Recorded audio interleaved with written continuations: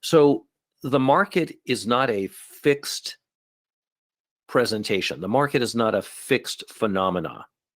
And if you treat it like a fixed phenomena and say, every time this happens, that means this is going to happen, you get yourself in trouble.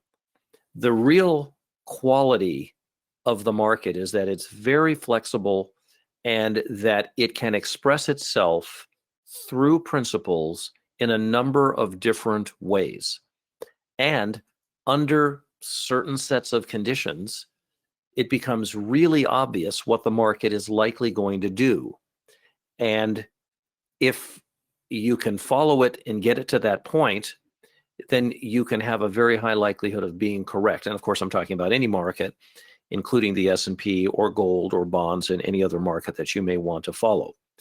But it is the attempt at reducing it down to a very basic, every time it does this, I do that kind of mentality that can get you into trouble or get me into trouble.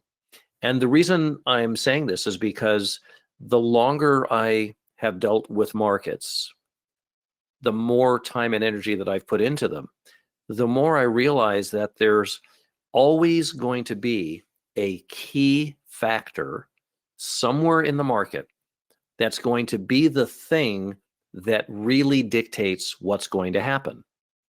And if you miss that key factor, you may not have as good a forecast for what's likely going to occur.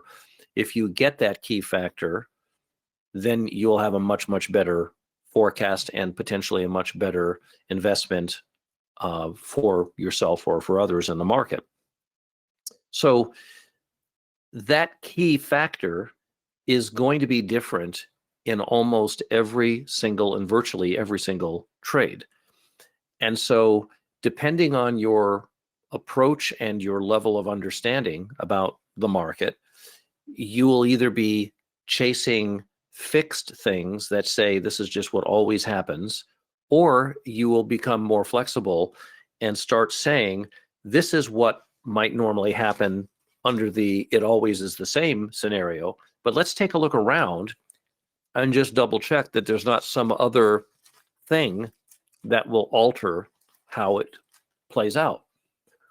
So if you picture, you know how I always use the pool analogy, if you picture a swimming pool with one person in the pool and that person splashes around and then gets out, the waves that are in the pool could still be relatively complicated, but maybe not as complicated if you had 2 people or 3 people or 10 people.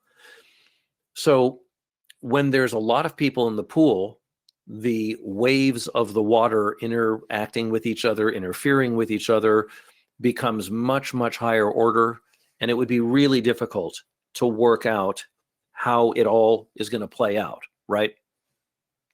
So the market itself gets that way where it has a much higher degree of complexity.